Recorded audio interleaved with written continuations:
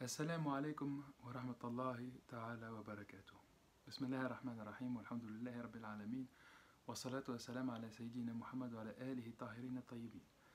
أما بعد. Chers amis, chers frères, chères sœurs, pour la première vidéo sur les fondements du fiqh, nous allons entamer un gros morceau, puisque les fondements du fiqh, c'est usul al-fiqh en arabe.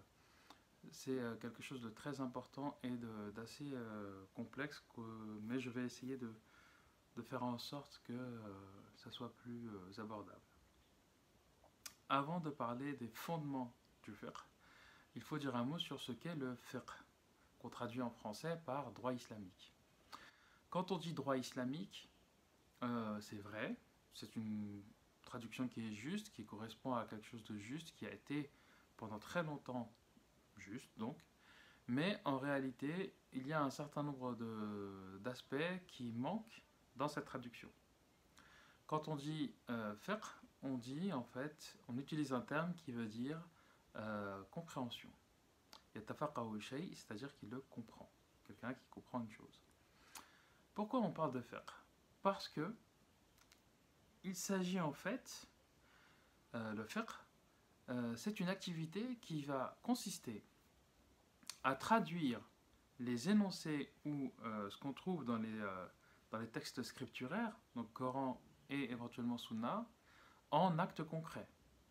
Prenons un exemple, la salat, donc la prière. Il en est fait mention dans le Coran à plusieurs reprises, mais on en parle, ceux qui font la prière et qui s'acquittent de la purification, le salat au zakat.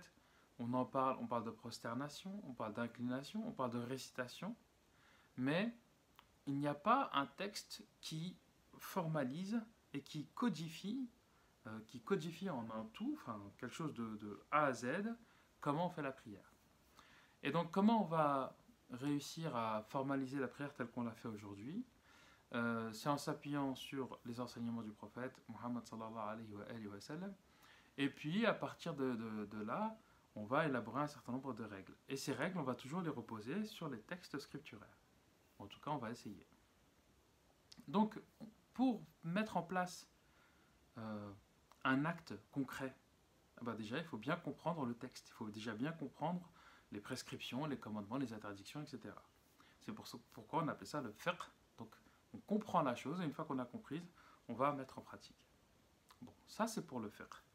Le fiqh, il s'étend sur deux domaines spécifiques, enfin deux domaines importants, que sont les actes du culte, l'ibadat, on aime bien dire les adorations, je préfère les actes du culte, c'est plus, ça me paraît plus, moins de pathos, et d'autre part, les actes vis-à-vis d'autrui, c'est-à-dire qu'en s'appuyant sur les textes, on va se dire, quand on est dans un rapport vertical du croyant ou de la croyante envers son Seigneur, on appelle ça les actes du culte, l'ibadat, et donc le fiqh va élaborer comment on fait la prière, comment on jeûne, qu'est-ce qu'on a le droit de faire, qu'est-ce qui rompt le jeûne, qu'est-ce qui ne le rompt pas, la purification c'est quoi au juste, comment on s'en acquitte. Bon, la purification c'est un peu entre les deux domaines, entre le social justement et le cultuel.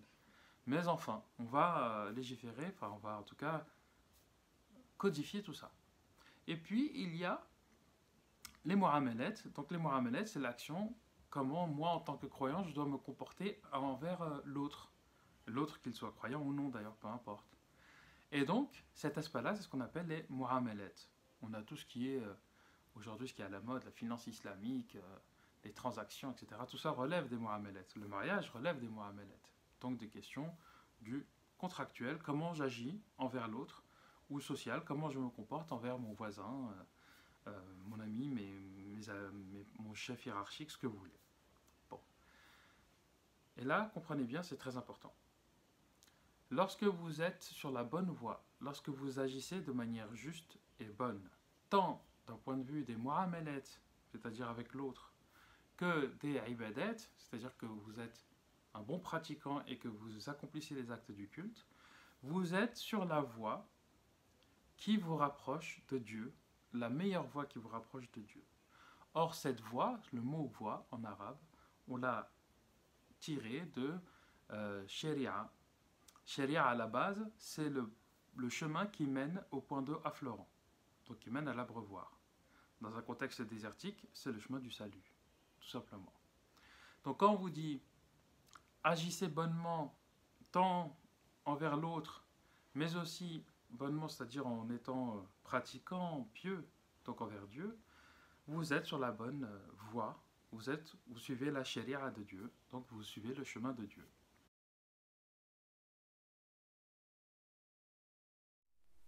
Alors voilà pour le fiqh.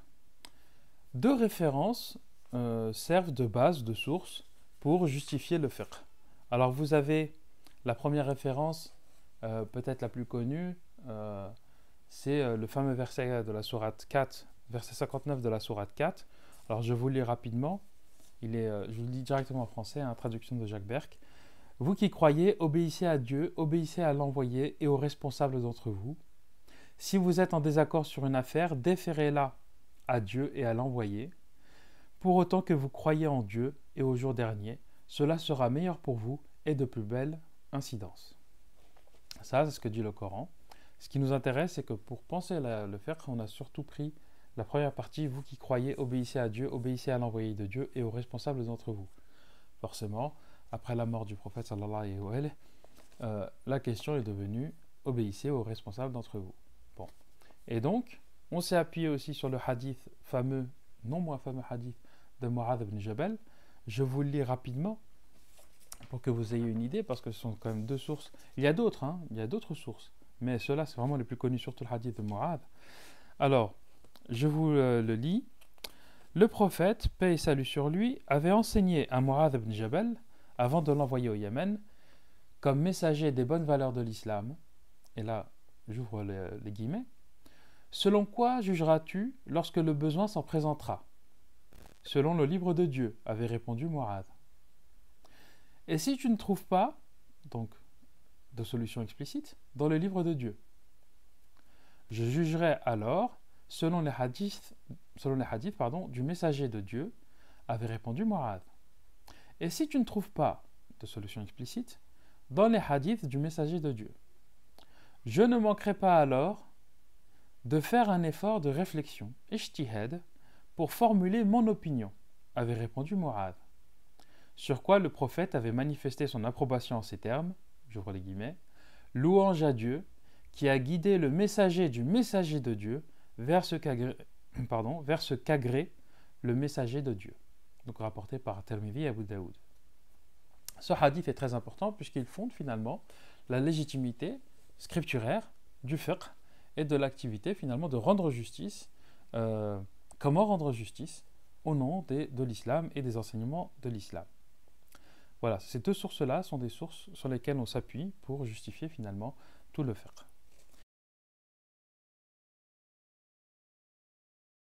Pourquoi maintenant on parle de fondement au pluriel? Pourquoi on se dit, mais d'ailleurs beaucoup de gens pensent ça, quand on parle de l'islam aujourd'hui, on se dit c'est le Coran qui compte et la Sunna éventuellement, et puis c'est tout. Et en fait non, il y a beaucoup d'autres sources au fiqh, et donc la charia, la voie que l'on suit pour se rapprocher de Dieu, sortons un peu des caricatures, cette voie-là s'appuie sur le Coran et la Sunna, mais pas seulement. Alors, il faut, pour expliquer ça, il faut un peu faire d'histoire très rapidement.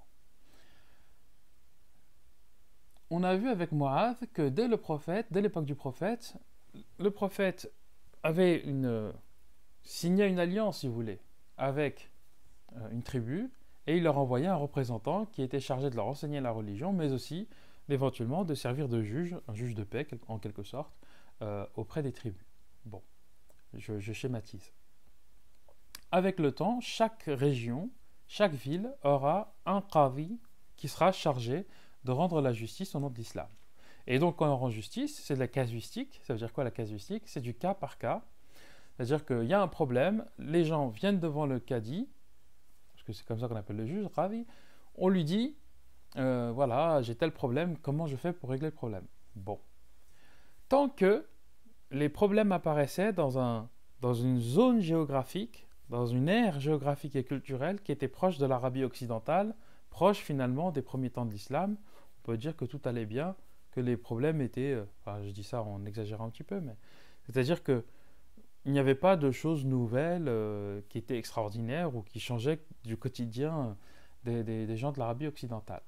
Mais après la période des califes dits bien guidés, donc autour de 661 et l'établissement de la dynastie omeyyade, les musulmans vont s'étendre, ils vont dominer de larges pans de territoire qui vont prendre aux Perses sassanides et aux Byzantins, donc l'Irak et l'Iran actuel jusqu'à la frontière pakistanaise d'aujourd'hui, et puis d'un côté, donc vers l'est, et puis vers l'ouest jusqu'à la fameuse bataille de Poitiers, Charles Martel, voilà, donc Poitiers, Charles Martel, et l'Espagne, l'Andalus. Bon.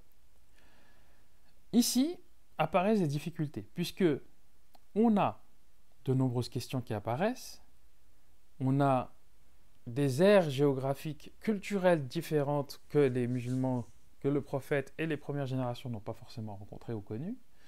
On a de nouveaux problèmes qui apparaissent. Le climat, la culture, et puis, encore quelque chose de très important, et on verra ça sur la question du Calem, c'est que les musulmans vont être en confrontation avec des gens issus de civilisations profondes, c'est-à-dire, ils vont être en contact avec des gens qui sont issus des civilisations perses, les Perses ont déjà des milliers d'années d'histoire derrière eux, une culture juridique, philosophique, théologique, métaphysique très forte.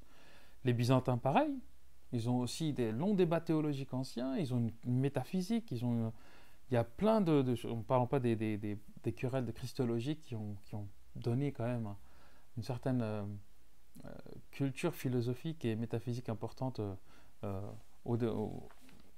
tous ces gens-là qui étaient hellénophones plutôt. Et donc, les juges vont se retrouver à faire face à des questions complètement nouvelles. Et ils vont s'apercevoir que les sources ne suffisent plus. Les sources Coran et Sunna ne suffisent plus pour apporter des réponses. Je rappelle que le Coran, c'est 6236 versets, et la tradition exégétique estime qu'il y a autour de 200 versets qui ont une portée normative, et on estime le nombre de hadiths à peu près 1 million, et sur le million, vous avez à peu près 1000 qui ont une portée normative. Pour les gens de l'époque, et quand on dit portée normative, ça ne veut pas dire que ça répondait à toutes les questions. Et donc, à partir de là, il faut trouver d'autres sources.